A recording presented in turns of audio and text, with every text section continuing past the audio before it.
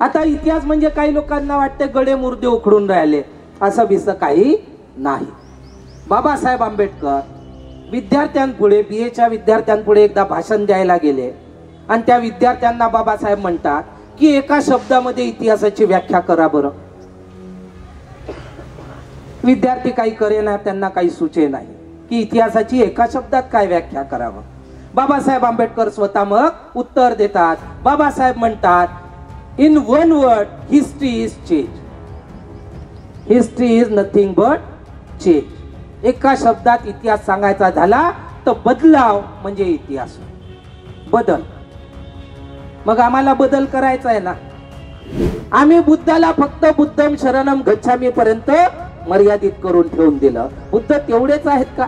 केवळ एका धर्माचे संस्थापक आहेत का? मग फक्त एका धर्माचे संस्थापक असते तर बाबासाहेब आंबेडकरांनी तर बुद्ध आणि धम्मा लिहून विषय संपवला असताना.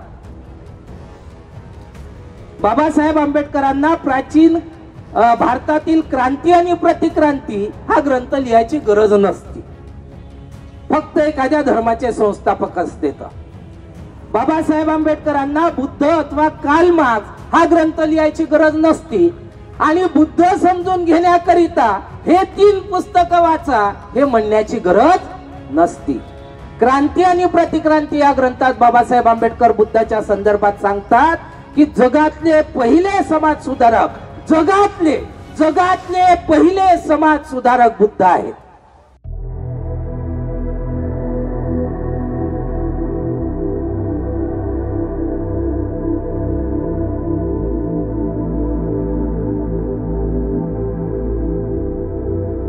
आज 76वा गणराज्य दिन आहे. 75 वर्ष पूर्ण झालीत आणि 76वा गणराज्य दिन आहे. या 76व्या गणराज्य दिनाच्या उपस्थित सगळ्यांना हार्दिक मंगलकामना, सदिच्छा देतो. भारतीय संविधानाला 75 वर्ष पूर्ण झाली म्हटल्यावर आपल्याला माहिती आहे 26 नोव्हेंबर 1949 ला संविधान सभेने संविधान स्वीकृत केले आणि त्याच्या 2 महिन्याच्या नंतर या संविधानाची अंमलबजावणी झाली. या निमित्ताने आम्ही लोकांनी 2 महिन्याचा कार्यक्रम संपूर्ण विदर्भभर राबवला आणि याचा समारोपीय कार्यक्रम आज इथे होतो आहे. कधी कधी असं वाटतं की 26 जानेवारीला गणराज्य दिन न म्हणता स्वातंत्र्य दिन म्हणावा. असं का वाटतं? आपल्या देशात तर तसं पाहिलं तर 15 ऑगस्ट हा स्वातंत्र्य दिन आहे. मग मला असं का वाटतं की 26 जानेवारीला स्वातंत्र्य दिन म्हणावा? आता म्हणत असेल तर गंमत म्हणून तर नसेलच म्हणत, विचार करूनच बोलत असेल. 15 ऑगस्ट 1947 ला भारत सोडून इंग्रज गेले आणि असं म्हटलं जातं, असं शिकवलं जातं इतिहासात की या देशाला इंग्रजांनी गुलाम केलं आणि ज्या लोकांनी गुलाम केलं ते लोक सोडून गेले. ते सोडून गेले म्हणून तो स्वातंत्र्य दिन. आम्ही इंग्रजांच्या गुलामीतून स्वतंत्र झालो. आता जे लोक इंग्रजांच्या गुलामीतून स्वतंत्र झाले असतील त्यांनी त्याला स्वातंत्र्य दिन मानावा. कारण इतिहासाचा जेव्हा आम्ही अभ्यास करतो तर आम्हाला असं लक्षात येते की इंग्रजांनी या देशातील बहुजन समाजाला गुलाम केलं नाही. काय म्हणतोय मी? या देशातील बहुजन समाजाला इंग्रजांनी गुलाम नाही केलं. या देशातील बहुजन समाजाला याच देशातल्या लोकांनी हजारो वर्षापासून गुलाम करून ठेवलं आणि ती गुलामी आमच्यावर जातीयतेची गुलामी होती. ती गुलामी आमच्यावर वर्ण व्यवस्थेची होती. या जाती व्यवस्थेने, या वर्ण व्यवस्थेने आमच्यावर बंधनं लादली होती. कोणती बंधनं लादली होती? की तुम्ही शूद्र आहात, तुम्ही अतिशूद्र आहात, तुम्ही महिला आहात, तुम्ही शिक्षण घेऊ शकत नाही, तुम्ही शस्त्र धारण करू शकत नाही, तुम्ही संपत्ती अर्जित करू शकत नाही. ही बंधनं या देशातल्या बहुजन समाजावर काही इंग्रजांनी लादली नव्हती. या देशातल्या विषमतावाद्यांनी, या देशातल्या मनुवाद्यांनी ही बंधनं या बहुजन समाजावर लादली होती. आणि या बंधनातून मुक्त करण्याचं काम भारतीय संविधानाने 26 जानेवारी 1950 ला केलं. आणि म्हणून या देशातील बहुजन समाजाचा खरा स्वातंत्र्य दिन आज आहे. हे आपण लक्षात घेतलं पाहिजे. आपल्या देशामध्ये स्वतंत्र विचार करण्याला बंधनं आहेत. आपल्या देशामध्ये स्वतंत्र बोलण्याला बंधनं लादल्या गेली. ती बंधनं पुन्हा कोणी लादली? याच लोकांनी लादली. तुम्ही अमुक जातीत जन्माला आलात, तुम्हाला शिक्षण नाही, बोलताही येणार नाही, मुकाट्यानं जातीच्या नावावर जी कामं दिलेली आहेत ती करत राहा. इथे जमलेले बरेच लोक बुद्धिस्ट आहेत, काही ओबीसी बांधवही आहेत, काही अदरही आहेत शेड्यूल कास्ट मधले. पण या बुद्धिस्ट मध्ये जर आपण पाहिलं तर पूर्वाश्रमीचे महार जातीचेच लोक जास्त आहेत. आता या महार जाती सोबत पुन्हा एक इतिहास आहे. महार आणि त्यांचे वतन. आता महार आणि त्यांचे वतन असे शब्द वगैरे ऐकले की असं वाटते की कोणत्या तरी एखाद्या राज्याचे राजेगिजे होतो की काय. पण राजे नव्हतो. बंधनं लादल्या गेली होती, गुलामी लादल्या गेली होती. काय? सगळे मेहनती काम महार करतील. कोणाच्या घरी कोणी मेला तर महार जाईल माहितीची बातमी द्यायला. कसा जाईल? तर पायी जाईल, नाही तर धावत जाईल. कुठं काही असलं तर चौकीदारी कोण करन? तर महार करत. ते हे महार आणि त्यांच्या वतनाच्या विरुद्ध बाबासाहेब आंबेडकरांनी मुंबई प्रांतामध्ये असेंब्लीमध्ये बिल आणलं होतं की हे वतनदारी पद्धत रद्द करा. बाबासाहेब आंबेडकरांनी 2000 वर्षाची गुलामी घालवली. ती गुलामी सहज नाही घालवता आली त्यांना. त्याच्याही साठी अनेक प्रयत्न झाले. प्राचीन काळात तर बुद्धांनी प्रयत्न केले, कारण बुद्धाच्याही पूर्वी 1000-1500 वर्षापूर्वी बुद्धांच्या ही वर्ण व्यवस्था निर्माण करण्यात आली. त्यावेळी तिला चातुर्वर्ण व्यवस्थाच म्हटल्या जायचं, 4च वर्ण आहे म्हटल्या जायचं. कालांतराने बाबासाहेब असं म्हणतात की एक 5वा वर्ण यांनी जोडला आणि त्याला पंचम असं नाव दिलं. चातुर्वर्ण व्यवस्थेमध्ये पंचम, पूर्वी अवर्ण म्हणून आणि मग पंचम म्हणून. तर कोण? अतिशूद्र. अनेकांमध्ये असा गैरसमज आहे की हे जे शूद्र आहेत तर ते आपणच आहोत. विशेष करून आमचे ओबीसी बांधव. त्यांना विचारा, हे जे म्हणतात म्हणा हे वर्ण वगैरे आहे तर याच्यामध्ये आम्ही कोण आहोत? तर ते सांगतील तुम्हाला शूद्र आहात. ओबीसीला विचारा आणि मग त्यांना विचारा तुम्ही कोण आहात? तर ते म्हणतील वैश्य आहोत. आम्ही धंदा करतो, आम्ही वैश्य आहोत. मग सांगा, वैश्य तर अग्रवाल आहे, चांडक आहे, अमुक आहे, ढमुक आहे, ढमुक आहे, खूप सारे. ते वैश्य जमातच वेगळी आहे. अंबानी आहे त्यातला, अदानी आहे त्यातला, हे वैश्य. टाटा आहे त्यातला. मग त्यांना दुसरा प्रश्न विचाराव की शूद्र चांगला आहे की वाईट आहे वर्ण व्यवस्थेत? आम्हाला तर वाईट म्हटलं गेलं, बेकार लोक आहे, ऐसे आहे, वैसे आहे, गंदे आहे. मग तुम्ही कसे आहात? तर ते सांगतात की आम्ही तर चांगले आहोत. माझा झाला असा 2-3 लोकांसोबत डायलॉग झाला, ओबीसी मित्रांसोबत. मग मी त्यांना म्हटलं की तुमचं नाव काय? शूद्र. पूर्वीचं. आमचं नाव काय? अतिशूद्र. तुमच्या आणि आमच्या नावात एकच फरक आहे, तुम्ही शूद्र, आम्ही अतिशूद्र. तर अति शब्द आम्हाला लागला. आता अति म्हणजे काय होते म्हटलं? अति म्हणजे जास्त होते. आपण म्हणतो ना सुंदर, अति सुंदर, भव्य, अति भव्य, है ना, महान, अति महान. तर शूद्र, अति शूद्र. मग आम्हाला जर खूप गंदे म्हणतात, अति गंदे म्हणतात, तर तुम्ही कोण?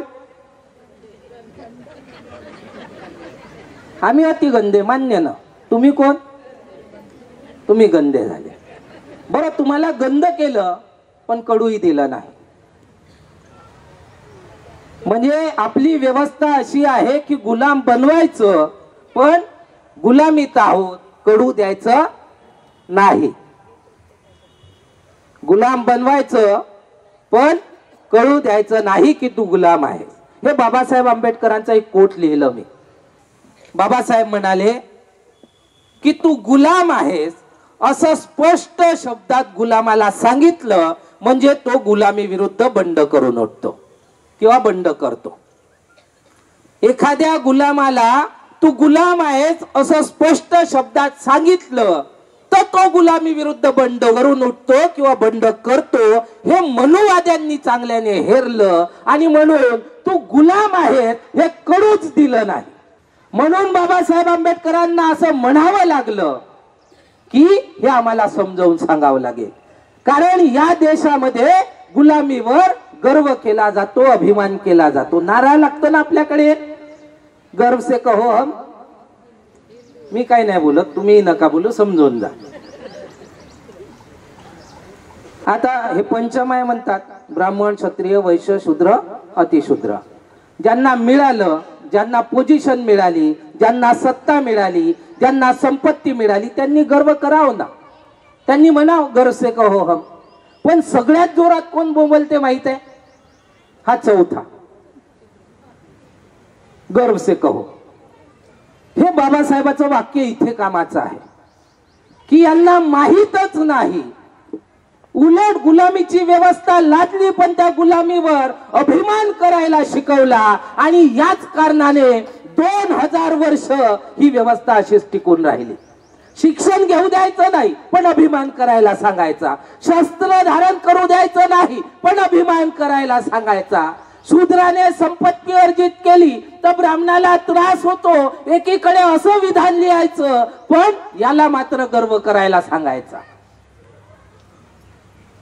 आणि या व्यवस्थेच्या विरुद्ध बुद्ध पहिले आहेत की ज्यांनी आंदोलन सुरू केलं आणि बुद्धांनी व्यवस्था बदलवली. कशी बदलवली? अनेक लोकांच्या मनात प्रश्न येतो की तुम्ही वस्तुस्थिती मांडता, तुम्ही वारंवार सांगता समस्या काय आहे पण सोल्युशन नाही सांगत. मग जेव्हा महापुरुषांचा संघर्ष सांगतो तर तिथे तुम्हाला सोल्युशन नाही दिसत का? हा प्रश्न मलाही पडतो की बुद्धाची चळवळ सांगतो तर बुद्ध तुम्हाला जगातलं पहिलं सोल्युशन दिसत नाही का? आम्ही बुद्धाला फक्त बुद्धम शरणम गच्छामी पर्यंत मर्यादित करून ठेवून दिलं. बुद्ध तेवढेच आहेत का? केवळ एका धर्माचे संस्थापक आहेत का? मग फक्त एका धर्माचे संस्थापक असते तर बाबासाहेब आंबेडकरांनी द बुद्ध अँड हिज धम्मा लिहून विषय संपवला असताना. बाबासाहेब आंबेडकरांना प्राचीन भारतातील क्रांती आणि प्रतिक्रांती हा ग्रंथ लिहायची गरज नसती, फक्त एखाद्या धर्माचे संस्थापक असते. तर बाबासाहेब आंबेडकरांना बुद्ध अथवा कार्ल मार्क्स हा ग्रंथ लिहायची गरज नसती आणि बुद्ध समजून घेण्याकरिता हे 3 पुस्तकं वाचा हे म्हणण्याची गरज नसती. क्रांती आणि प्रतिक्रांती या ग्रंथात बाबासाहेब आंबेडकर बुद्धाच्या संदर्भात सांगतात की जगातले पहिले समाज सुधारक, जगातले पहिले समाज सुधारक बुद्ध आहेत. की बहुणा बुद्धाचा इतिहास सांगितल्याशिवाय जगातला समाज सुधारणेचा इतिहास पूर्णच होत नाही. या शब्दात बाबासाहेब बुद्धाची मांडणी करतात. मग ही मांडणी जेव्हा करतात तर समाज सुधारणा म्हणजे काय की ठेविले तैसेची अनंत राहावे एकीकडे हे सूत्र आणि दुसरीकडे परिवर्तनासाठी संघर्ष करावा, परिवर्तनासाठी विचार पेरावे, परिवर्तनासाठी घर सोडावं, महल सोडावं, बायको सोडावी, लेकरू सोडावं, राजपाट सोडावं, दर भटकत राहावं, लोकांच्या डोक्यात विचार पेरावा आणि विचारांनी या देशात क्रांती घडवावी. हे नसतं केलं ना बुद्धांनी, हे केलं ना. बुद्धाला काय ते भगवे हे घालून नाही का, ते काही तसं मिरवायची गरज नव्हती. पण बुद्धाला एक शिस्त प्रिय संघटन हवं होतं. संघटन कशासाठी हवं होतं? परिवर्तनासाठी हवं होतं. कोणतं परिवर्तन हवं होतं? बाबासाहेब आंबेडकर म्हणतात, संविधानाच्या सभेत म्हणतात काय की समता, स्वातंत्र्य, बंधुत्व ही तत्व मी फ्रेंच रिव्होल्यूशन मधून घेतली नाही. ही तत्व मी बुद्धापासून घेतली, माझ्या गुरुपासून घेतली. मग बुद्धाची तत्व जर समता, स्वातंत्र्य आणि बंधुत्व असेल तर थोडासा विचार करावा की एखाद्याला समता हे तत्व एस्टॅब्लिश करा का सांगावं लागतं? कारण विषमता आहे. सगळे समान नाही अशी व्यवस्था असल्याशिवाय कोणी म्हणेल का सगळ्यांना समानतेने वागवा? बुद्धांनी जर म्हटलं समानतेने वागवा, समान संधी द्या, म्हणजेच विषमता होती, भेदभाव होता. मग दुसरं तत्व काय बुद्धाचं? स्वातंत्र्य. गुलामीची व्यवस्था असल्याशिवाय कोणी म्हणेल का की स्वातंत्र्याचं तत्व आम्हाला एस्टॅब्लिश करायचं आहे? म्हणजेच गुलामीची व्यवस्था होती. आणि बंधुत्वाचं तत्व कशाला? तर जाती जातीमध्ये भेद पाळला जातो. एक व्यक्ती दुसऱ्या व्यक्तीकडे जातीच्या नजरेने पाहतो. तो दोघही दलित असतील पण तरी उच्च निस्ता त्यांच्या डोक्यात भरली आहे, भरवल्या गेली आहे. आपल्या इकडे आहे ना, अजूनही आहे. ते जातीचं काय म्हणतात, पोट जातीचं करतात अजूनही. आणि वरून माहित आहे का, आंबेडकरी म्हणून मिरवतात. अनेक लोक विहाराचे अध्यक्ष आहे. पोरीसाठी पोरासाठी पोरगा किंवा पोरगी पाहताना अमुकच पाय म्हणते. आम्हाला लाजा शर्मा वाटतच नाही. इतके निर्लज्ज आहोत. मी तुम्हाला नाही म्हणत, मी स्वतःला म्हणतो. मी एवढा निर्लज्ज आहो की असे वागतो आणि पुन्हा तोंडवर करून गोष्टी सांगतो. एक ते गालिब नावाचा शायर होता, त्याचं एक वाक्य आहे, एक शेर आहे. उम्र भर गालिब बस यही भूल करता रहा, धूल चेहरे पे थी और आईना साफ करता रहा. काय म्हणाला गालिब? उम्र भर गालिब बस यही भूल करता रहा, धूल चेहरे पे थी और आईना साफ करता रहा. इकडं पूर्ण अंधार आणि लोकाले सुधरायला चाललो. समता, स्वातंत्र्य, बंधुत्व ही तत्व बुद्धांनी ती नव्हती म्हणून रुजवण्यासाठी पुढे आणली. त्या तत्वावर जर संविधान बनलं असेल तर ते तत्व नव्हते म्हणून ते रुजवण्यासाठी पुढे आणल्या गेले असतील. आणि म्हणून मी म्हणालो की भारतीय संविधानाने आम्हाला गुलामीतून खऱ्या अर्थाने मुक्त केलं आहे. मग आम्हाला म्हणजे पुन्हा कोणाला? तर बहुजन समाजाला. मग बहुजन समाज म्हणजे कोण? ज्याला हजारो वर्ष गुलाम केल्या गेलं.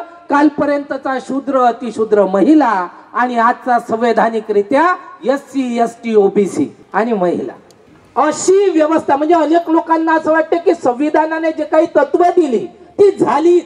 समता लिहिलं तर समता प्रस्थापित झाली असं नाही. हे संविधान समता प्रस्थापित करण्यासाठी कटिबद्ध आहे. ते करण्याची सुरुवात 26 जानेवारी 1950 ला झाली. पण आज आपण म्हणू शकतो का? आज 75 वर्ष पूर्ण झाली, म्हणू शकतो समता आली म्हणून? म्हणू शकतो का? मग समता आली असती तर कोणी रोहित वेमुला मारल्या गेला नसता. कोणी इंद्रजित मेघवाल नावाचा 11 वर्षाचा पोरगा मास्तराच्या माठातून पाणी प्यायला म्हणून मास्तरानं एवढं झोडलं नसतं की त्याचा जीव चालला जाईल. किती बंधुत्वाचं तत्व पाडतात तर पाहिलं आपण. तर हे झालं नाही, हे करावं लागेल. आणि हे करावं लागेल म्हटलं तर मग आपल्याला पुन्हा इतिहासात जावं लागेल. इतिहासात का जावं लागेल? कारण इतिहासातलीच समस्या आजही आमची समस्या आहे आणि इतिहासातच आमच्या समस्येचं समाधान आहे. म्हणून इतिहासात जावं लागेल. आता इतिहास म्हणजे काही लोकांना वाटते गडे मुर्दे उखडून राहिले, असं बिसं काही नाही. बाबासाहेब आंबेडकर विद्यार्थ्यांपुढे, BA विद्यार्थ्यांपुढे एकदा भाषण द्यायला गेले आणि त्या विद्यार्थ्यांना बाबासाहेब म्हणतात की एका शब्दामध्ये इतिहासाची व्याख्या करा बरं. विद्यार्थी काही करेना, त्यांना काही सुचे नाही की इतिहासाची एका शब्दात काय व्याख्या करावं. बाबासाहेब आंबेडकर स्वतः मग उत्तर देतात. बाबासाहेब म्हणतात, in one word history is change. History is nothing but change. एका शब्दात इतिहास सांगायचा झाला तर बदलाव म्हणजे इतिहास. बदल. मग आम्हाला बदल करायचा आहे ना, आम्हाला आमच्या आयुष्यात बदल करायचा आहे, आम्हाला माणसात येण्यासाठी भांडायचं आहे, आम्हाला इतरांच्या प्रमाणे समान वागणुकीसाठी भांडायचं आहे, आम्हाला संविधानात दिलेल्या अधिकारांना मिळवण्यासाठी आजही भांडायचं आहे.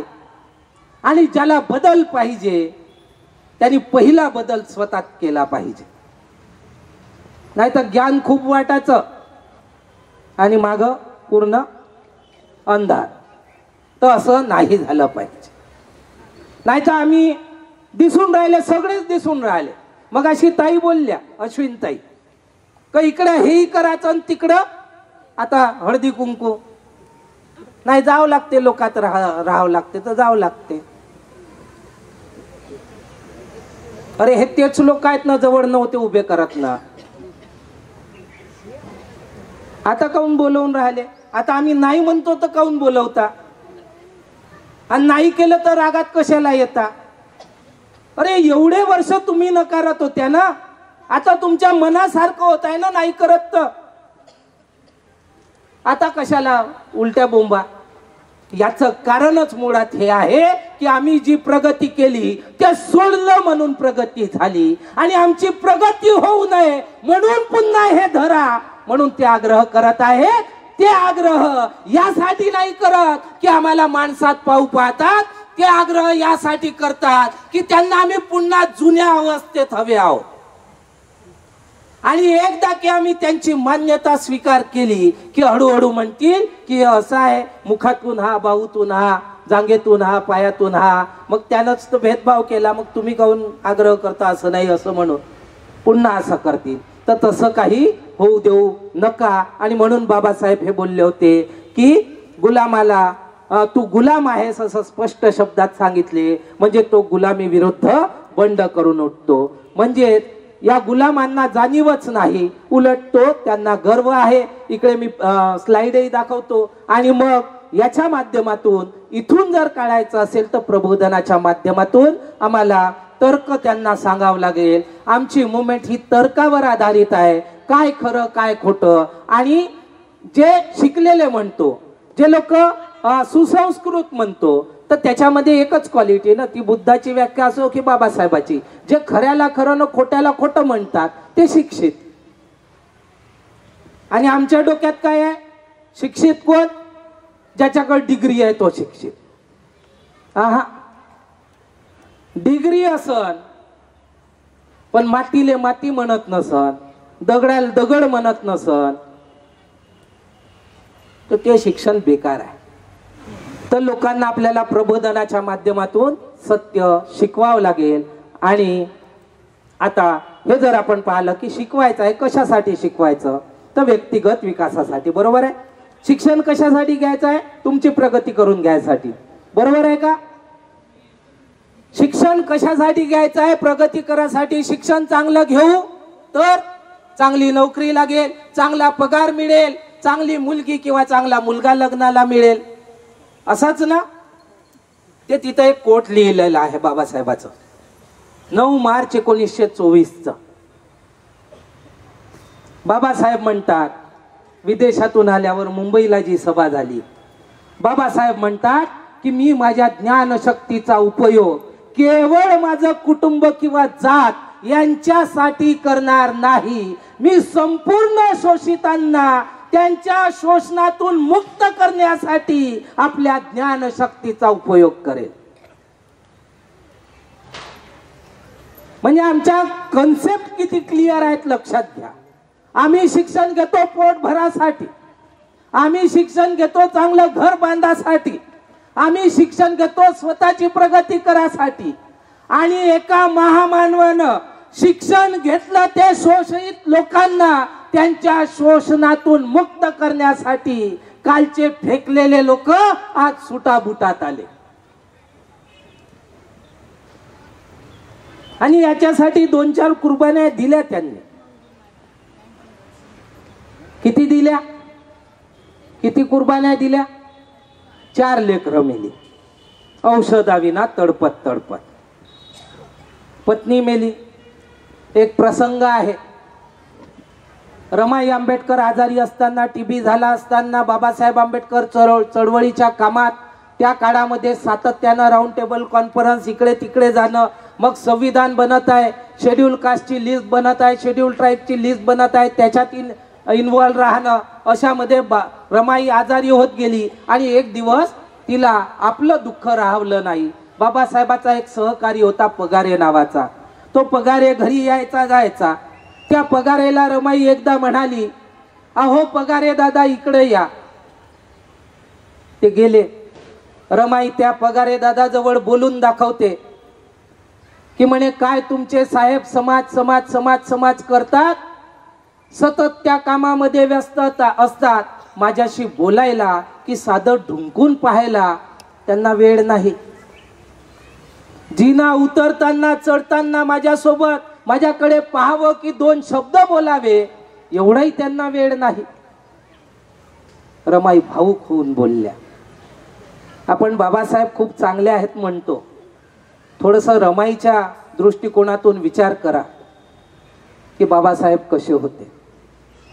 म्हणूनच आपण असं तसं रमाईला त्यागमूर्ती नाही म्हणत, त्या माऊलीचा त्याग आहे तेवढा. ती जेव्हा असं बोलली, तिचं बोलणं ऐकून तिच्या भावना त्या पगारेच्या मनापर्यंत गेल्या आणि त्याला राग आला. पगारे रागारागामध्ये बाबासाहेब आंबेडकरांच्या कार्यालयात गेले आणि बाबासाहेबाला म्हणू लागले की काय बाबासाहेब नुसतं समाजकाम समाजकाम समाजकाम म्हणता, रमाईकडे पाहायला किंवा बोलायला किंवा तिला औषध द्यायला तुम्हाला वेळ नाही, असलं कोणतं हो तुमचं समाजकाम. पगारे चिडले होते. बाबासाहेबांनी बघितलं. बाबासाहेब म्हणतात की का रे काय झालं काय माझ्या नाशिकच्या महाराला चिडायला, ये जरा बस थोडा. विचारलं. पगारेंनी सांगितलं अशी अशी घटना आज घडली. बाबासाहेब म्हणतात की अरे पगारे, रमाला जो आजार झाला त्याच्यासाठी अनेक डॉक्टर आहेत रे, पण माझ्या समाजाला हजारो वर्षापासून जो आजार झाला त्याला ठीक करणारा मी एकटाच आहे रे, तू सांग मी काय करू. त्या पगारेच्या डोळ्यात अश्रू आले. पगारे बाबासाहेब आंबेडकरांचे पाय पडला, म्हणाला बाबासाहेब मी चुकलो, मला माफ करा, पुन्हा कामाला गेला. हा त्यागही आम्ही थोडासा ध्यानी मनी ठेवला ना.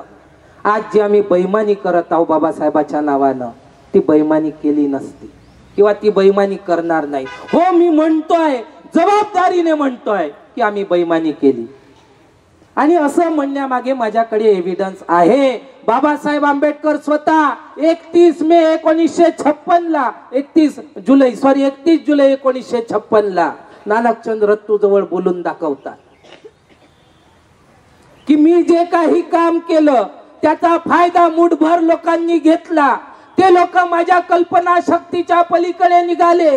ते केवळ व्यक्तिगत जीवन जगत आहेत, सामाजिक जीवन हे लोक जगतील अशी मला यांच्याकडून अपेक्षा होती. पण हे सगळे माझ्या अपेक्षेच्या पलीकडे जाऊन फारच नालायक निघाले.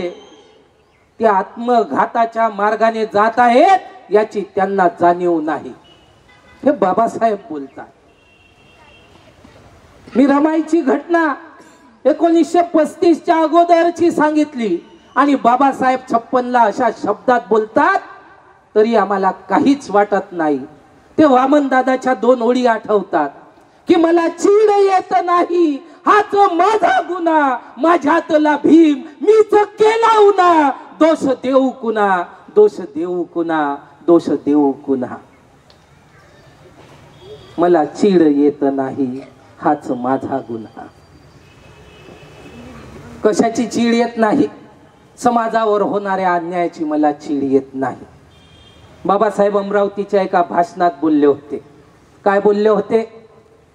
की ज्याला अन्यायाची चीड येत नाही तो आणि नपुंसक यांच्यात काहीच अंतर नाही.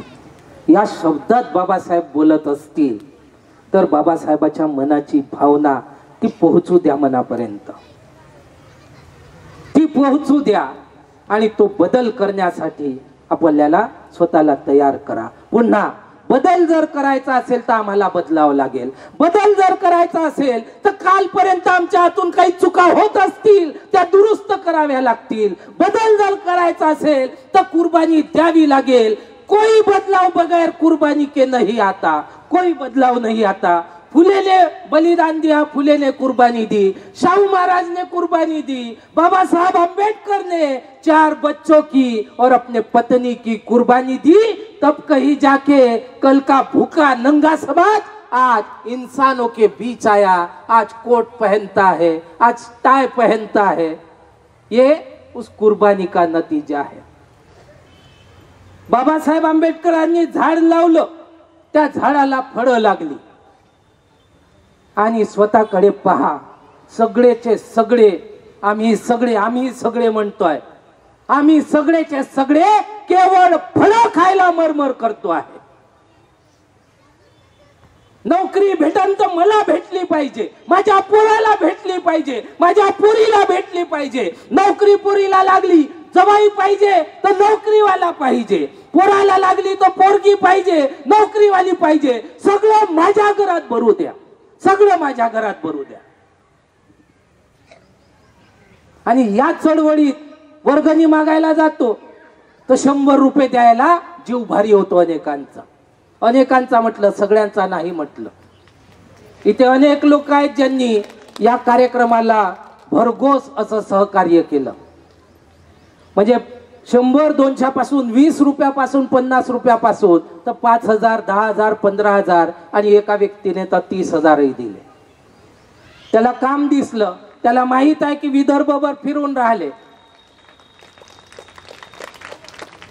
आणि मी फोन करून नाही म्हटलं, ते व्हॉट्सअपवर पाहतात, संपर्कातले होते, अमेरिकेत आहेत. त्यांना वाटलं चांगलं काम आहे, त्यांनी केलं सहकार्य. एक व्यक्ती तसे तेव्हा कुठे हा एवढा मोठा कार्यक्रम होतो आहे. आणि आम्ही जर फक्त आपलं घर भरायला पाहू तर असं समजा एक झाड लावलं, ते झाड जगलं पाहिजे म्हणून बाबासाहेबांना एक मुलगा तिथं दफनावला का याचं खात या झाडाला लागावं. कमी पडलं दुसरा मुलगा दफनवला, कमी पडलं तिसरी मुलगी दफनावली, कमी पडलं अजून एक, कमी पडलं पत्नी. आणि त्या झाडाला फळं लागले ते खायला मरमर करतोय. नोकऱ्या आम्हाला, तिकीट आम्हाला, काही पाहिजे, अध्यक्षपद आम्हालाच, पुढं दिसीन तर मीच, स्टेज पाहिजे तर मलाच. ही वृत्ती बदलावी लागेल. ही वृत्ती समोर ठेवून काहीच होणे नाही. बाबासाहेब आंबेडकरांनी त्या अंतिम संदेशमध्ये हेही म्हटलं होतं ना, नानकचंद रत्तूजवळ, की हा जो रथ आहे हा माझ्या लोकांना सांग नानकचंद की मी खूप कष्टांनी न्यूजपेपर कडून माझ्यावर झालेल्या शिव्या आणि त्याच्या बौछारमध्ये मी हा रथ इथवर आणला. माझ्या लोकांना जमलं तर त्यांनी याला पुढे न्यावं, नाही तर याला तिथेच राहू द्यावं. कुठल्याही परिस्थितीत हा रथ मागे जाता कामा नये. हे बाबासाहेब बोलले ना नानकचंद रत्तूला 56ला. आज मी प्रामाणिकपणे प्रश्न विचारतो आणि तुम्ही प्रामाणिकपणे उत्तर द्या. बाबासाहेब आंबेडकरांच्या चळवळीचा रथ कोणत्या बाजूने, कोणत्या दिशेने चाललाय? काय पुढे चालला की मागे चाललाय? बाबासाहेबांना जे काही मिळवून दिलं होतं ते अजून मिळते की संपत चाललेलं आहे? कोण जबाबदार आहे? बाबासाहेब जबाबदार आहे, आपण जबाबदार आहोत. मग आपण जर जबाबदार असू, आपल्या हातून जर चुका होत असतील तर त्या चुका दुरुस्त करायच्या की करायच्या नाही? नाही तर बस असे मोठे मोठे सभा संमेलन घ्यायचे, कोणी अतुल पाटील येते, माईक हातात घेते, जोर जोरात ओरडते, याला त्याला शिव्या देते, घरी जाते, तोही काही नाही करत. तुम्ही टाळ्या वाजवता, तुम्ही काही नाही करत. 4-6 महिने 8 महिने 10 महिने मग काही नाही, पुढचा कार्यक्रम येईपर्यंत. पुढचा कार्यक्रम घेऊन गेलं, अरे आत्ताच तो झाला होता, अजून पैसे द्यायचे का? आत्ताच तर दिले होते 2 महिन्या पहिले, अजून द्यायचे का? पगार दर महिन्याला घेता ना.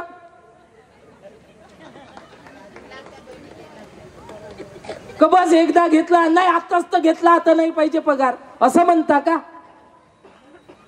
मग दर महिन्याला पगार घेत असाल तर दर महिन्याला चळवळीला द्यायला काय हरकत आहे, जर चळवळ प्रामाणिकपणे चालत असेल तर. माझ्या शब्दाचा असा अर्थ काढू नये की कोणी आलं तर द्या, कारण अनेक लोक चळवळीच्या नावाने लुच्चीगिरी करतात, हेही तेवढंच सत्य आहे, हेही तेवढंच सत्य आहे. आणि म्हणून ते तपासूनच घ्यावं, कोण आहे, काय काम करतोय, किती काम करतोय, कसं काम करतोय, हे निश्चित. नसेल तर तुम्ही तुमच्या लेवलवर काम करा ना. कोणी दिसत नसेल तर तुम्ही द्या वेळ, तुम्ही द्या बुद्धी, तुम्ही द्या पैसा, तुम्ही तुमच्या लेवलवर काम करा, पण असं होताना दिसत नाही. मग सोल्युशन काय? जे आम्हाला नाकारलं, शिक्षण नाकारलं, धनसंचय नाकारला, शस्त्र नाकारलं. फुल्यांनी आम्हाला शिक्षण मिळवून दिलं, शाहू महाराजांनी आम्हाला नोकऱ्या मिळवून दिल्या, आणि बाबासाहेब आंबेडकरांनी शिक्षणही मिळवून दिलं संविधानाच्या माध्यमातून, नोकऱ्याही मिळवून दिल्या आणि शस्त्रही मिळवून दिलं. कुठलं शस्त्र? मताचा अधिकार मिळवून दिला. मताचा अधिकार आजचं लोकतंत्रातलं शस्त्र आहे, सगळ्यात प्रभावी, असं बाबासाहेबच म्हणाले. बाबासाहेब हेही बोलले की तुमच्या मताची किंमत मीठ मिरची सारखी समजू नका, तुमच्या प्राणा इतकीच की बहुणा त्यापेक्षा अधिकच तुमच्या मताची किंमत आहे. आणि आम्ही ते केवढ्याला विकतो?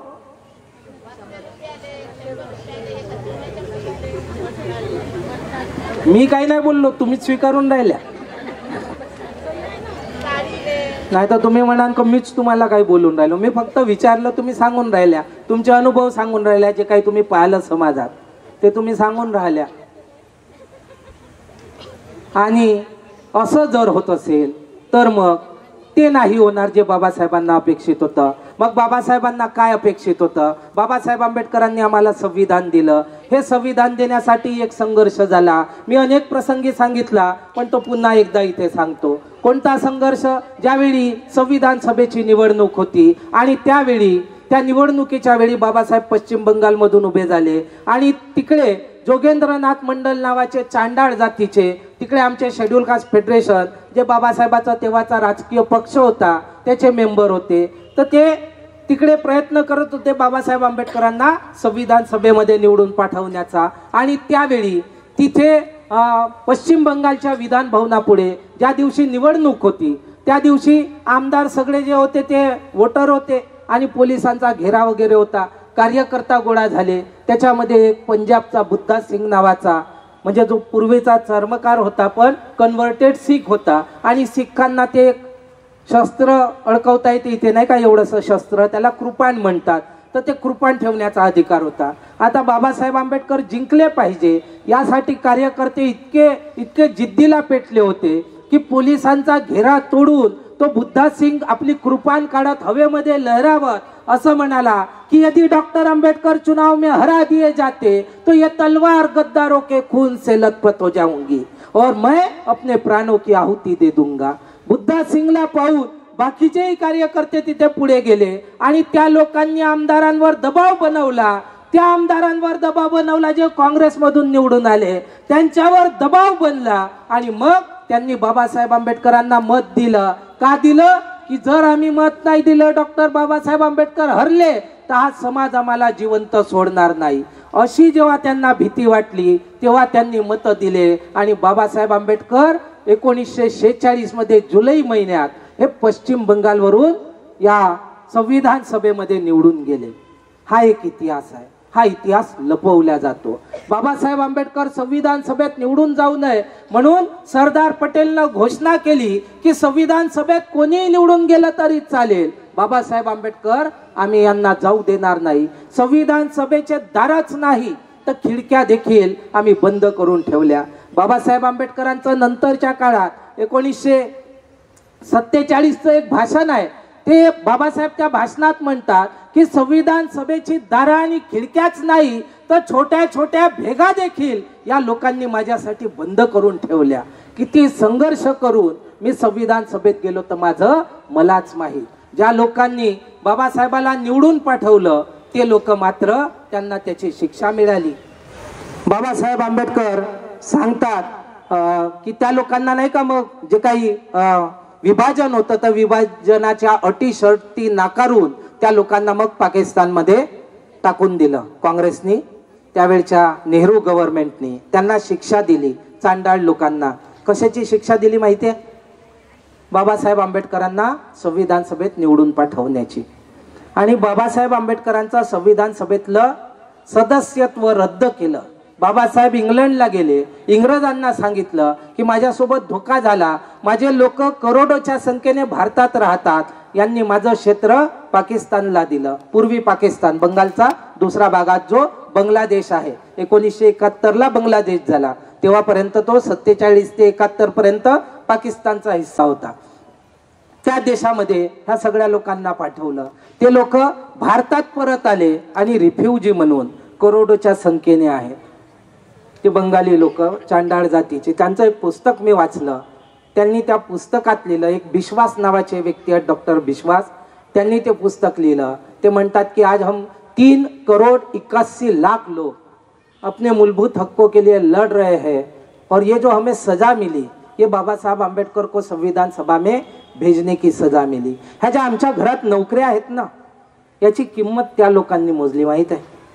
आज ज्या आमच्या बिल्डिंगा बनल्यांच्या कारमध्ये आम्ही फिरतो ना, म्हणून तर मी म्हणालो बाबासाहेबाच्या कुर्बानीचे फळं, त्या झाडाला लागलेले फळं आम्ही खात आहोत, पण आपल्या जबाबदारीबद्दल तेवढे सजग, तेवढे जागरूक नाही आहोत. आपल्यातले आहेत, अनेक लोक आहेत, इथे आलेले अनेक लोक आहेत म्हणून तर इथे आहेत. पण तुमचाही अनुभव असेल जेव्हा आपण समाजात जातो आणि काय प्रतिसाद समाज देतो तो, आणि हा प्रत्येकाचा असेल असा अनुभव. आणि मग ज्ञान पुन्हा बाकीचं जास्तच नाही का, तोच तो राहते, काय सांगते तेच ते सांगते. सरांनी मग अशी उत्तर दिलं त्याचं. चळवळी अशाच चालतात ना. तुम्ही जे अपेक्षित करता ना की विहार आणि विहारात दरवेळी नवीन वक्ता आणि नवीन हे मनोरंजन, मजा आली पाहिजे, तर ही मुवमेंट काही मनोरंजनाचा सोर्स नाही आहे.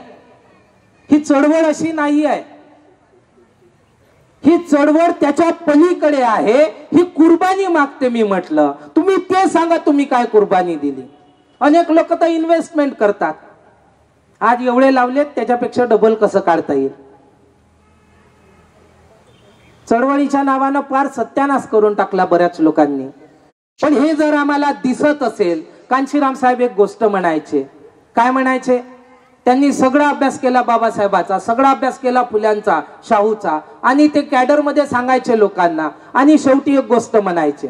लोक म्हणतात ना कोई ठीक से काम नहीं कर रहा, कोई ठीक से नहीं कर रहा, अरे ये तो ये गलती करता, वो तो वो गलती करता, वो तो वो गलती करता. बाबासाहेब म्हणायचे सारे लोग गलती करते, तो तू क्यों नहीं काम करता, तू क्यों नहीं आगे आता. मैं समझता हूँ कि आंबेडकरवाद चलना जरूरी है, आंबेडकरवादी मूवमेंट चलना बहुत जरूरी है, और काम किए बगैर तो ये मूवमेंट आगे नहीं बढ़ेगी. अब सवाल उठता है कि काम कौन करेगा, कौन करेगा काम. तो मैं ऐसा मानता हूं कि जिसको मूवमेंट समझी है उसने काम करना है, और जो दावा करता है कि मुझे मूवमेंट ज्यादा समझी है तो उसने ज्यादा काम करना है. आपण सगळे लोक दावा खूप करतो, आम्हाला समजली समजली समजली, पण काम करायच्या नावानं भोपळा. सावित्रीबाई फुलेनं चळवळ सुरू केली 17 वर्षाची होती. महात्मा फुल्यांनी पहिली शाळा काढली 21 वर्ष वय होतं. शाहू महाराजांनी मुवमेंट सुरू केली 20 वर्षाचे होते जेव्हा त्यांच्या हातात राज्यकारभाराची सूत्र आली. बाबासाहेब आंबेडकरांनी चळवळ सुरू केली, फक्त 29 वर्ष वय होतं. तरुणांनी चळवळ मनावर घेतली आणि एवढा बदल झाला. आणि आमचे तरुण, एकदा तो स्टॅलिन ज्याने नाही का मार्क्सिझमला रशियामध्ये कामयाब करून दाखवलं, तो स्टॅलिन एकदा म्हणाला होता, तुम्ही मला तुमच्या देशाच्या तरुणांच्या ओटांवरची गाणी सांगा, मी तुम्हाला तुमच्या देशाचं भविष्य सांगतो.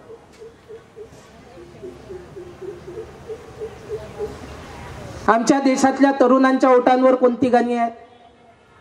काय भविष्य आहे देशाचं पहा. आणि चळवळीचं आपल्याच घरातलं, आंबेडकरवादी घरातलं बोलतोय. काय चळवळीचं भविष्य आहे? आणि ही चळवळ जर मागे गेली, बाबासाहेब बोलले होते की या देशाचा इतिहास क्रांती आणि प्रतिक्रांतीचा इतिहास आहे. एकीकडे या देशामध्ये क्रांती होते, दुसरीकडे प्रतिक्रांती होते. बुद्धाने क्रांती केली, सम्राट अशोकाने ती क्रांती वाढवली, 500 वर्ष क्रांती टिकली. पण 500 वर्षानंतर झाली ना प्रतिक्रांती. वर्ण व्यवस्थेचं रूपांतरण जाती व्यवस्थेत झालं, मनुस्मृतीसारखा कठोर कायदा लिहिण्यात आला, शिक्षा भयानक करण्यात आल्या आणि मग 2000 वर्षाची सातत्याची गुलामी. आता किती वर्ष झाले? चळवळीचं वय किती आहे? 150 वर्ष आहे फक्त. आपण जर फुल्यांपासून 1848 पासून जर विचार केला तर 150-160 वर्षाच्या वर चळवळीचं वय नाही आणि प्रतिक्रांती सुरू झालेली आहे.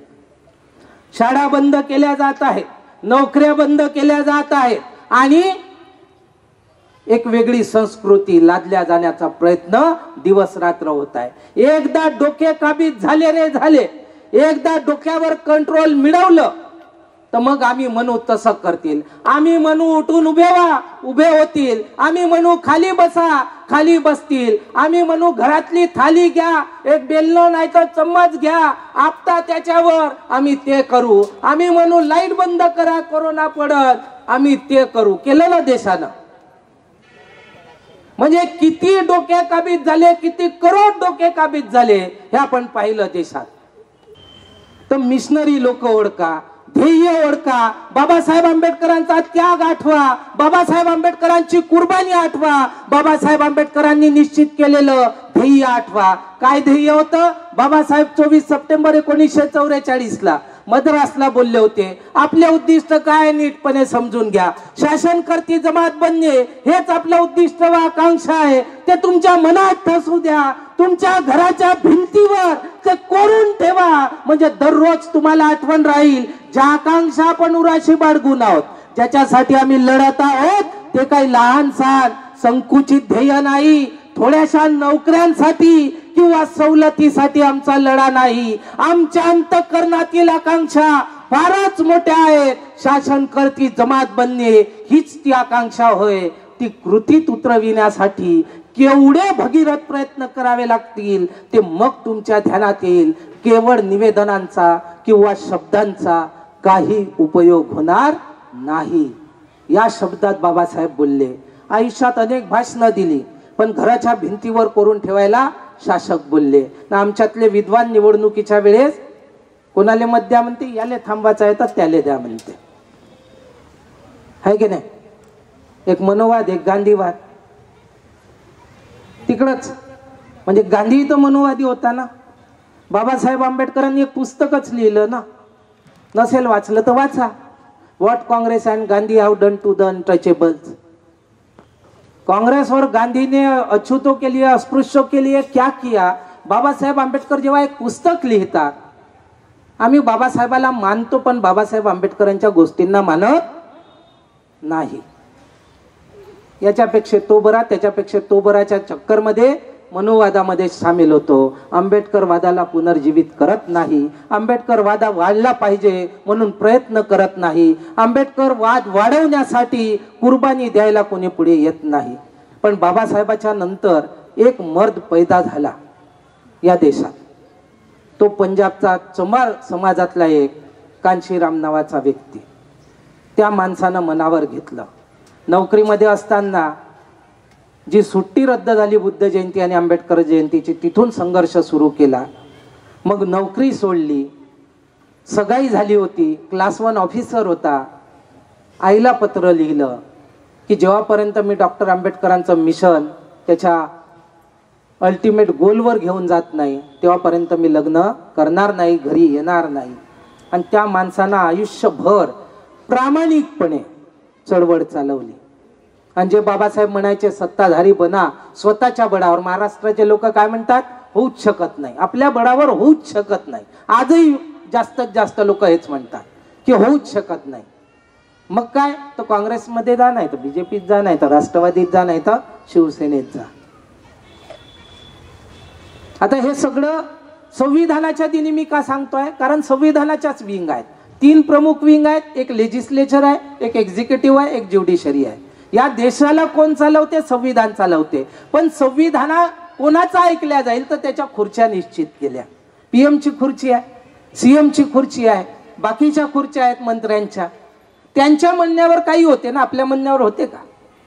आणि निवडून कोणाला आणायचं ते मताच्या आधारावर लोकांना अधिकार दिला की तुम्ही ठरवा. तर बाबासाहेबाला वाटलं होतं, कारण त्यावेळी काँग्रेसचा एक मोठा नेता होता, त्याला आचार्य कृपलानी, आचार्य म्हटल्या जाय, आचार्य कृपलानी. बाबासाहेब संविधान लिहून समाधानी बसले होते. तर त्यावेळी काय झालं की आचार्य कृपलानी गेला दिल्लीच्या बंगल्यावर, 26 अलीपूर रोड, आणि बाबासाहेबाला म्हणाला की बाबा साहब इतना निश्चिंत क्यों बैठे हो, बहुत खुश लग रहे हो. संविधान लिहून झालं होतं, स्वीकृत झालं होतं. बाबासाहेब म्हणाले कि बोले आखिर मैंने भारत के संविधान में हमारे लोगों को इस देश में जिसको अधिकार नकारे गए थे तो उनको हक और अधिकार दिला दिए, और सबसे बड़ा अधिकार मैंने उनको वोट का अधिकार दिला दिया. तो म्हणाला, बाबासाहेबांची खिल्ली उडवल्यासारखा बोलला कि बाबासाहेब तुम्हारा समाज जो है ललुआ है, बोले अज्ञानी है, लाचार है, और हमारे पास बुद्धि भी है और पैसा भी है, तो हम अपनी बुद्धि और पैसे का इस्तेमाल करेंगे, तुम्हारे समाज के वोट खरीदेंगे, सत्ता में हम आएंगे, तुम्हारे लोग कभी इस देश में सत्ता में नहीं आ पाएंगे. बाबा साहेब म्हणाले, कृपलानी ये बात सच है कि मेरा समाज अज्ञानी है, लाचार है, लेकिन इसी संविधान में मैंने उसके शिक्षा की भी व्यवस्था कर दी है, उसकी नौकरियों की भी व्यवस्था कर दी है रिजर्वेशन के माध्यम से, और इस शिक्षा से, इस नौकरी से जब वो जाग जाएगा तो उस दिन तुम्हारे जैसा भिकारी दुनिया में दूसरा नहीं दिखेगा. हे बाबासाहेब त्याला बोलले, पण आम्ही खरं करून दाखवलं का? आम्ही नाही केलं, कांशीराम साहेबांनी करून दाखवलं. त्यांनी कर्मचाऱ्यांचं, शिक्षित कर्मचाऱ्यांचं संघटन बनवलं, या देशात सत्ता मिळवून दाखवली. ज्या लोकांनी या देशात 60-65 वर्ष सत्ता भोगली, आज ते रस्त्यावर लंगलंग भटकत आहेत. कोणामुळे? कांशीराम साहेबांमुळे. पण एक गेला तर दुसरा आला, एक गेला तर दुसरा भारीवाला आला, आणि आज कांशीराम साहेब जिवंत नाही. कांशीराम साहब म्हणायचे कि बदलाव चाहिए तो कुर्बानी देनी होगी, बलि के बकरे लगेंगे, मैं पहला हूँ, लेकिन मेरे अकेले से बात नहीं बनेगी, और लोगों की कुर्बानी लगेगी. जेव्हा समाज या चळवळीला आपले लेकरं द्यायला तयार होईल, जेव्हा समाज या चळवळीवर आपला जीव द्यायला तयार होईल, तेव्हा ही चळवळ पुढे वाढेल. इथं तर 500 रुपयाचे लाले आहेत, लेकरं वगैरे तर दूरच आहे. आणि मी काही अतिशयोक्ती नाही करत आहे. आपण सम्राट अशोकाची गोष्ट करतो, भारतातला आजपर्यंतचा सगळ्यात मोठा सम्राट आहे, ज्याने सगळ्यात मोठ्या भूभागावर राज्य केलं. पण चळवळीला देण्यासाठी 84,000 स्तूप तर बनवली, अख्खा खजिना रिकामा केला तर केला, पण भंतेसोबत जेव्हा युक्तिवाद झाला कि तूने धम्म के लिए क्या किया, तो बोले क्या करना चाहिए, ये किया, स्तूप बनाया, वो किया, वो कर दिया, वो कर दिया. नहीं, ये सब करने से थोड़ी होगा, धम्म आगे बढ़ने के लिए लोग भी तो लगेंगे. मग पोरगाई कुर्बान केला महेंद्रा नावाचा, मग पोरगी दिली संघमित्रा नावाची, चळवळीला दान दिली. तेव्हा तर ती चळवळ एक मोठ्या पीक वर जाऊन पोहोचली ना. ती क्षमता डेव्हलप करावी लागेल, ती तयारी दाखवावी लागेल, आणि हे काम सातत्याने करावं लागेल. एकदा करू तर नाही होणार, वारंवार करावं लागेल. कारण खोट्यांचं ज्यांचं राज्य आहे त्यांचं एक सूत्र आहे. काय सूत्र आहे की झूठ को तब तक बोलो जब तक वो सच ना बन जाए. आणि म्हणून त्यांचं खोटंही खरं म्हणून देशामध्ये वावरत आहे. ते लोक जेव्हा खोटं वारंवार सांगतात आणि वारंवार सांगून लोकांना सत्य आहे असं मानण्यास प्रवृत्त करतात, मग आपण खरं का वारंवार सांगू नये? ते सांगण्यासाठी वारंवार कार्यक्रम लावावे लागतील. आता तुम्ही म्हणा आत्ताच दिलं, काही लोकांनी 5-5 हजार दिले. इथे काही लोक बसले आहेत, आमचे ते साहेब आहेत तिथे, त्यांनी 5 हजार दिले इकडून, रोडगे साहेब, अजूनही बऱ्याच लोकांनी दिले. आता मी असं म्हटलं तर तुमच्या मनात असं तर नाही येईन आत्ताच तर दिले, हा अजून वारंवार कार्यक्रम लावायचं म्हणते, अजून द्यावं लागेल का? खूप नाही तर थोडं थोडं तरी देत राहावं लागेल, सातत्याने देत राहावं लागेल. ज्याला ज्याला वाटते की ही चळवळ वाचली पाहिजे. बाबासाहेब आंबेडकरांनी महाडच्या भाषणामध्ये बोलले होते की चळवळीला चालवण्यासाठी मार्गदर्शकांची गरज आहे आणि मिलिटरीमधून आमचे जे रिटायर लोक आहेत त्यांनी मार्गदर्शकाची भूमिका निभवावी. हे महाडच्या चौदार तळ्याच्या आंदोलनाच्या वेळी भाषणात बाबासाहेब बोलले होते. तर तशांची गरज आजही आहे. आज मोठ्या प्रमाणात आमच्या या कही हम बोलना जाय कार्यक्रमात समता सैनिक दलाचे लोक आले. मी त्या दिवशी एका छोट्या मिटिंगला गेलो तिकडे गावात बुट्टेबोरीला. तिथे समजावून सांगितलं, म्हटलं बाबासाहेबांना हे संघटन बनवलं, संघटनेचं नाव दिलं समता सैनिक दल. 3 शब्द आहे. समता आहे, समतेसाठी झटणारा. सैनिक आहे, सैनिक म्हणजे लढणारा. आणि दल आहे, एक संघटन आहे, व्यक्ती नाही आहे. तर मग समता प्रस्थापित करण्यासाठी झटणारे तुम्ही लोक आहात, तर ते करण्यासाठी तुमच्याकडून कोणत्या ऍक्टिव्हिटीज होत असतील काही विचारल्या मी, तर उत्तर तेवढं काही सकारात्मक आलं नाही. तर आपण मिळून कामं करू. आमच्याकडे खूप सारे प्रोग्राम आहेत. 2 महिने आम्ही विदर्भ पिंजून काढला. याच्याही पुढे कार्यक्रम येतील, मोठमोठे येतील. त्या कार्यक्रमांना तन मन धनाने आपण सहकार्य करा. आपल्याला लेजिस्लेचरमध्ये जाऊन संविधानाची अंमलबजावणी करायची आहे. 25 नोव्हेंबर 1949ला बाबासाहेब बोलले होते, एखादी संविधान कितीही चांगलं असो, राबवणारे जर अप्रामाणिक असतील तर ते संविधान वाईट ठरेल. एखादी संविधान कितीही वाईट असो, राबवणारे जर प्रामाणिक असतील तर संविधान चांगलं ठरेल. बाबासाहेबांना अपेक्षित असणारा समाज बनूया. बाबासाहेबांना अपेक्षित असणारे लायक लेकरं बनूया. आपल्यावर असं म्हणण्याची पाळी आली नाही पाहिजे की मला चीड येत नाही, हाच माझा गुन्हा, माझ्यातला भीम मीच केला उन्हा, दोष देऊ कुणा, दोष देऊ कुणा. असं न करता मला भीम कळला, मी भीमाचं काम करील, बाबासाहेबाचं काम करील, चळवळीला पुढे नेईल. कोणी करायचं असेल तर करो, कोणी चांगलं म्हणायचं तर म्हणो, कोणी वाईट म्हणायचं तर म्हणो. कारण हे काम करणाऱ्यांवर दोषही दिले जातात, मोठ्या प्रमाणात दिले जातात. तर माना अपमानाची आपण पर्वा नाही करू,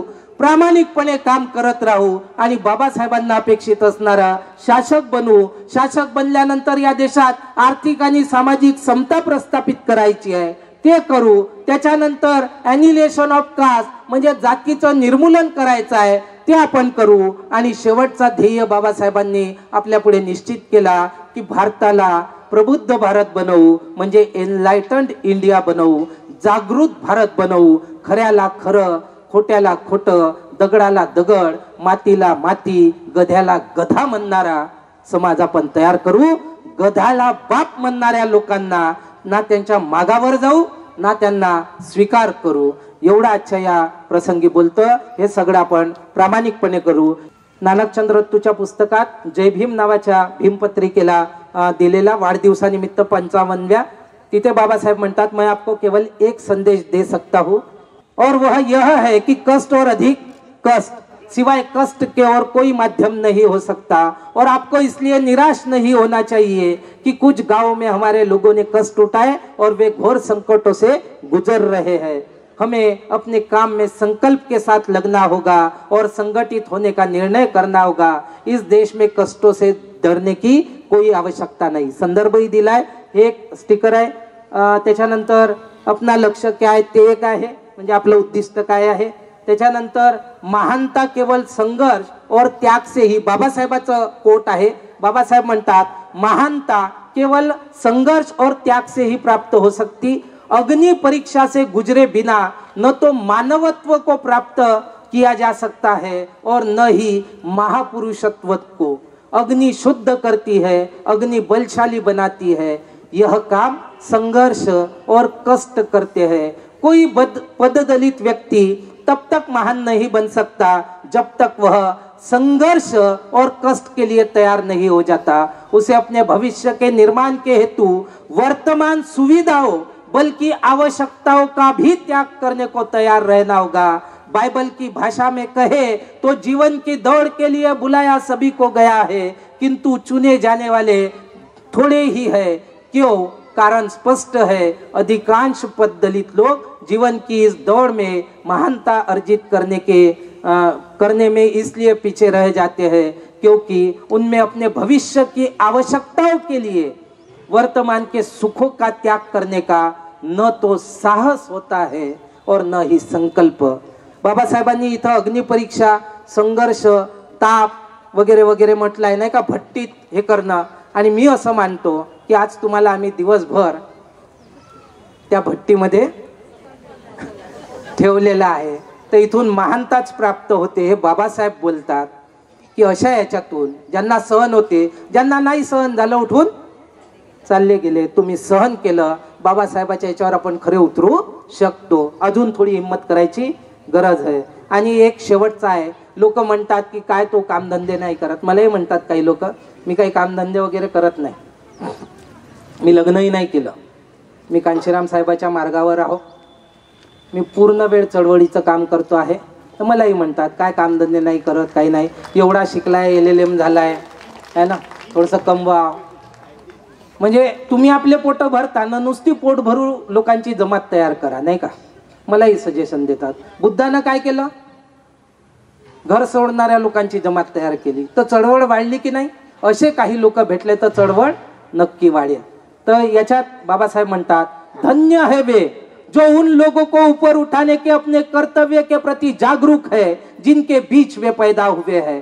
धन्य है वे लोग जो दास्ता के प्रतिरोध के अभियान को आगे बढ़ाने के लिए अपने दिलों का पुष्प, अपनी मानसिक और शारीरिक शक्ति और अपना अल्पांश देने की शपथ लेते हैं। धन्य है वे जो यह संकल्प लेते हैं कि चाहे अच्छा हो या बुरा, चाहे धूप हो या तूफान, चाहे सम्मान मिले या अपमान, वे तब तक नहीं रुकेंगे जब तक बहुजन लोग पूर्ण रूप से अपने पौरुष को पुनर्प्राप्त नहीं कर लेते। जेव्हा बाबासाहेब आंबेडकरांनी असं काम करणाऱ्यांना सर्टिफिकेट दिली, तर लोकांच्या सर्टिफिकेटची आम्हाला गरज नाही। जे लोक नाही का असा करते तसा करते, तर राहू द्या। बाबासाहेब म्हणतात ना हे काम चांगलं आहे, धन्य आहे वे लोक, तर असे लोक जे आहेत ते धन्यच आहेत। आणि पोट भरू लोक, केवळ मोठा अधिकारी आहो म्हणून शेखी बगारणारे लोक, शहाणपण दाखवणारे लोक, समाजासाठी कवडीचं योगदान न देणारे लोक, या लोकांना कवडीची इज्जत देऊ नका। जे प्रामाणिकपणे कमी शिकले असतील पण चळवळीचं काम करतात, सगळ्यात जास्त सन्माननीय असले पाहिजे। मी माझ्यासाठी इज्जत नाही मागत, बाकीच्यासाठी मागतो, ठीक आहे। जे लोक काम करतात हे सगळं आपण मिळून करू। हे स्टिकर घ्या। 26 नोव्हेंबर 2024 ते 26 जानेवारी 2025 2 महिने विदर्भव्यापी चालता फिरता संविधान मेळा या कार्यक्रमाचे समारोपीय कार्यक्रम म्हणून आजच्या या 6व्या बहुजन परिषदेचे आयोजन करण्यात आलेले आहे। आपल्या परिषदेला लाभलेले अध्यक्ष माननीय ॲडव्होकेट अतुल पाटील सर, तसेच प्रमुख मार्गदर्शक माननीय ॲडव्होकेट रितेश पाटील सर, माननीय इंजिनियर बाळू रत्नपारखी सर, माननीय ॲडव्होकेट अश्विनी दैमून यांनी आपल्याला मार्गदर्शन केले, त्यांचे मी आभार मानते। या बहुजन परिषदेमध्ये इतर वक्त्यांनी संशोधनपूर्ण वक्तव्य मांडले, त्यांचे मी आभार मानते। या परिषदेचे सूत्रसंचालन काजलताई मेश्राम आणि प्रियाताई डोंगरे यांनी केले, त्यांचे सुद्धा मी आभार मानते। माननीय निलेश बारहाते यांनी परिषदेसमोर प्रस्तावना मांडली, त्यांचे सुद्धा मी आभार मानते। आणि आपण सर्व या परिषदेत उपस्थित झाले व या परिषदेला यशस्वी केले, त्यासाठी आपणा सर्वांचे मी आभार मानते। भारतीय बौद्ध परिषद समिती शाखा भामटी याचे अध्यक्ष रायभान पाटील, सचिव माननीय रमेश गजभिये यांनी हा परिसर उपलब्ध करून दिला, त्यासाठी मी त्यांचे व समस्त कार्यकारिणीचे मनपूर्वक आभार मानते। या चालता फिरता संविधान मेळा तसेच बहुजन परिषदेची जाहिरात आवाज इंडिया टीव्हीवर सतत दाखवली व ही बहुजन परिषद सुद्धा दाखवणार आहेत, त्यासाठी मी संपूर्ण आवाज इंडिया टीमचे आभार मानते। या परिषदेला वेळोवेळी चहा, नाश्ता व जेवण उपलब्ध करून दिले, त्या आमच्या बागळेताई व समस्त टीमचे मी आभार मानते। या कार्यक्रमाचे डेकोरेटर माननीय नवनीत धडादे यांनी इतके सुंदर डेकोरेशन केले, त्यांचे सुद्धा मी आभार मानते. माननीय Khemraj Gedam sound operator, videographer, माननीय अमल पाटील व LED प्रोजेक्शन करणारे माननीय रोशन पाटील व माननीय प्रीतम पाटील यांचे सुद्धा मी आभार मानते. माननीय दिनेश राऊत यांनी चालता फिरता संविधान मेळाचा रथ उपलब्ध करून दिला, तसेच या कार्यक्रमाचे फ्लॅक्स प्रिंट केले, त्यांचे सुद्धा मी आभार मानते. या बहुजन परिषदेस यशस्वी करण्यासाठी ज्यांनी प्रत्यक्ष किंवा अप्रत्यक्ष रीतीने सहयोग केला त्या सर्वांचे मी आभार मानते व अध्यक्षाच्या परवानगीने आजची ही 6वी बहुजन परिषद इथे संपली असे मी जाहीर करते. जय भीम, जय भारत.